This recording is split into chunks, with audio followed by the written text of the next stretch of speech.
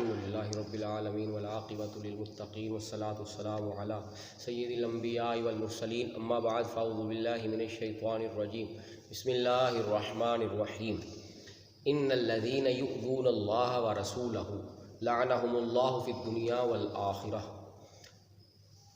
صدق اللہ العظیم وصدق رسولہ النبی الکریم الامین۔ محترم سامعین و حاضرین، اللہ رب العزت نے ارشاد فرمایا، بے شک جو ایذا دیتے ہیں اللہ کو اور اس کے رسول کو، ان پر دنیا میں بھی لعنت ہے اللہ تعالیٰ کی اور آخرت میں بھی لعنت ہے۔ جو اللہ اور اس کے رسول کو ایذا دیں ان پر دنیا میں بھی لعنت اور آخرت میں بھی لعنت ہے۔ اللہ پاک پناہ عطا فرمائے۔ اس میں ایک جو جز پیش کرنا چاہ رہا ہوں وہ یہ کہ میرے آقا علیہ الصلوۃ والسلام کے فرمان کا مفہوم ہے کہ جس سے والدین ناراض ہوں اس سے اللہ پاک بھی ناراض ہے، اس سے اللہ کا محبوب بھی ناراض ہے۔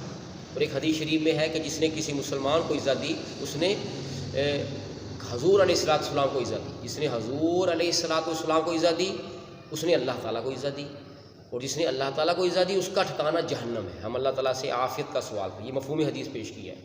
مسلمانوں کو عزت دینا، والدین کو عزت دینا، اس سے بڑھ کر جرم ہے۔ ایک حقائق سماعت فرما لیں کہ اس حقائق سے وہ لوگ عبرت حاصل کریں جو اپنے والدین کو ایذائیں دیتے ہیں، تکلیفیں دیتے ہیں۔ ایک آدمی کا وقت وصال جان نکلنے سے اسے جان نہیں نکل رہی سکون سے، آرام سے، اور کلمہ طیبہ اس کی زبان پہ جاری نہیں ہو رہا۔ نبی کریم علیہ السلام کے پاس غلام حاضر ہوئے، عرض کیا حضور آپ کا غلام ہے جس کا آخری وقت ہے، کلمہ نصیب نہیں ہو رہا اور جان بھی نہیں نکل رہی۔ میرے آقا صلی اللہ تعالیٰ علیہ وسلم نے دریافت کیا، کیا یہ نماز اور روزے ادا نہیں کرتا تھا؟ عرض کیا جی حضور، یہ تو نمازی بندہ ہے، روزے دار بندہ ہے، روزے رکھنے والا بندہ ہے، نمازی بندہ ہے، پکا نمازی ہے۔ ہاں یا رسول اللہ صلی اللہ تعالیٰ علیہ وسلم، یہ تو نماز روزے کا پابند ہے۔ تو میرے آقا علیہ السلام نے فرمایا اس کی والدہ کو بلایا جائے۔ اس کی والدہ کو بلایا گیا اور اس سے پوچھا گیا کہ سرکار اس کی والدہ کو بلاؤ اور اس سے پوچھو کہ کیا یہ اس سے ناراض ہے۔ اس کی والدہ کو پوچھا گیا تو اس نے کہا میں اس سے ناراض ہوں۔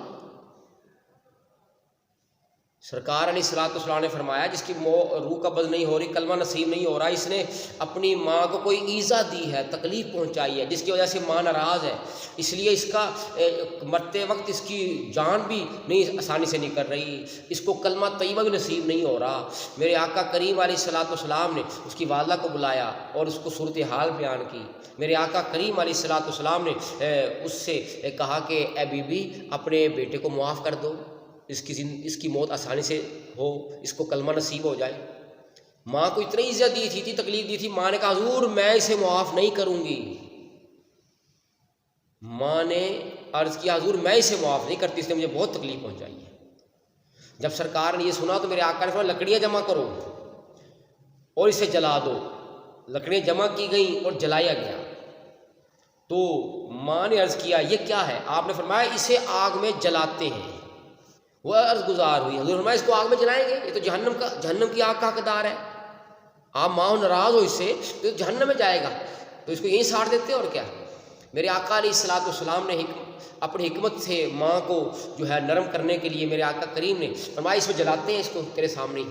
جب سرکار نے یہ فرمایا تو ماں کی آنکھوں سے آنسو جاری ہو گئے، ماں رونے لگی اور عرض کرنے لگی یا رسول اللہ صلی اللہ تعالیٰ علیہ وسلم میں نے 9 ماہ تک اسے پیٹ میں رکھا، 2 برس تک اپنی چھاتی کا دودھ پلایا۔ حضور پھر بھلا کوئی ماں یہ کیسے برداشت کرے گی اس کے بیٹے کو آگ میں جلایا جائے؟ اے میرے کریم آقا، آپ کے صدقے میں نے اپنے بیٹے کو معاف کر دیا۔ جیسے ہی ماں نے معاف کیا، یہ کہنا ہی تھا اس آدمی کی زبان پہ کلمہ شہادت جاری ہو گیا اور اس کی روح کا فص انسئی سے پرواز کر گئی۔ مسلمانوں دیکھ لو، ماں باپ کو ایذا دینے اور تکلیف دینے کا معاملہ، بندے کی آخری وقت بھی اس کا معاملہ سامنے آ سکتا ہے، ناراضگی کا، ایذا دینے کا سزا کے طور پہ۔ کلمہ شہادت نصیب نہ ہوا اور موت کے وقت سختی آئی، اپنے والدین کو ایذا مت دیں، اپنے والدین سے معافی مانگ لیں، اپنے والدین کو راضی کر لیں۔ جن سے والدین ناراض ہیں اس سے اللہ پاک ناراض ہے۔ نمازی تھا، روزے دار تھا۔ غور کر لیں ہم نے کتنوں نے اپنے ماں باپ کا دل دکھایا ہوگا، کتنی تکلیفیں دی ہوں گی۔ خدا را اپنے ماں باپ سے معافی مانگے، وقت ہے توبہ کر لیں۔ دنیا میں اتنی سختی ہے ماں باپ کے نافرمان کی، آخرت میں کتنی ہوگی۔ نصیحت کے لیے، عبرت کے لیے یہ بات کافی ہے۔ کئی ہمیں مطلب ہے کہ ایسے ملتے ہیں جن کو اپنے والدین کی قدر ہی نہیں ہے، کہ والدین زندہ ہیں خدمت کر لیں، ان کے والدین فوت ہو گئے ان سے پوچھو ماں کی قدر کیا ہے، باپ کی قدر کیا ہے۔ کسی نے سچ کہا، اللہ بھائی بھائیاں دے دردی ہوندے تے بھائی بھائیاں دیاں باواں، باپ نے سر دا تاج محمد، ماواں ٹھنڈیاں چھاواں۔ باپ مرے سر ننگا ہوئے، ویر مرن کنڈ خالی، ماواں باج محمد بخشا کون کرے رکھوالی۔ ماں تے پیو دا پیار سمندروں ڈونگا، انت کسے نہ پایا۔ ماں تے پیو دے قدماں تھلے جنت، اے پاک نبی فرمایا۔ ماں تے پیو سجنا اے رب دا مٹھا میوہ، جس نے جنت جانا ہووے کر لوے دعاں دی سیوا۔ اللہ تعالی ہمیں اپنے والدین کی خدمت کر کے انہیں راضی رکھ کے ان کی دعائیں لینے والا بنائے۔ ان کے ساتھ والدین کی دعائیں ہوتی ہیں، ان پر دنیا اور آخرت میں اللہ پاک مہربانیاں فرماتا ہے۔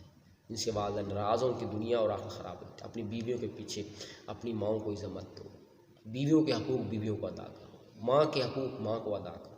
ماں کے پیچھے لگ کے بیوی کے ساتھ زیادتی نہ کرو، حکمت عملی سے معاملات کو دیکھو۔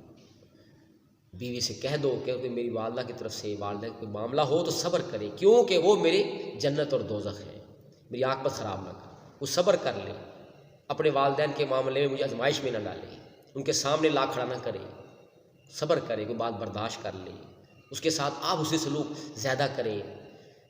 کمی وہاں سے آئے گی تو میں پوری کروں گا، لیکن میرے ماں باپ کے معاملات اور میرے سامنے ایسی باتیں مت کرنا کہ میں اپنے والدین کے مقابلے میں کھڑا ہو کر ان کو ایذا دوں، تکلیف دوں، گالیاں دوں، گھر سے نکال دوں، ان کے دل میں بغض رکھ لوں، عداوت رکھ لوں، جس سے میری دنیا بھی خراب ہو جائے، عاقبت بھی خراب ہو جائے۔ اللہ پاک اس بیوی کو بھی اللہ سے سمجھ عطا فرمائے، وہ بھی کسی کی ماں بنے گی، وہ بھی ایک ماں ہوگی، کل کو اس کی اولاد ہوگی تو اس کا سلوک کیسا ہوگا۔ اس لیے بیویوں کو بھی خیال کرنا چاہیے۔ ماں ہے، باپ ہے، کچھ کہہ دے تو صبر کر لیں، جیسے اپنے ماں باپ کا بندہ سن لیتا ہے تو بیوی کو چاہیے سن لے۔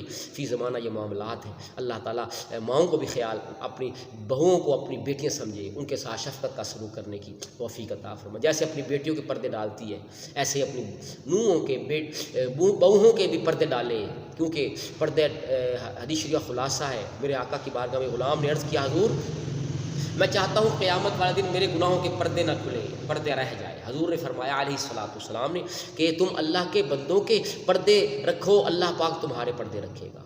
تو ہم دوسروں کے پردے رکھیں، اللہ پاک ہمارے پردے رکھ لے، ہمارے پردے چاک نہ فرمائے۔ اللہ تعالیٰ جو ہم نے سنا اس پر عمل کرنے کی توفیق عطا فرمائے۔ وما علینا الا البلاغ المبین۔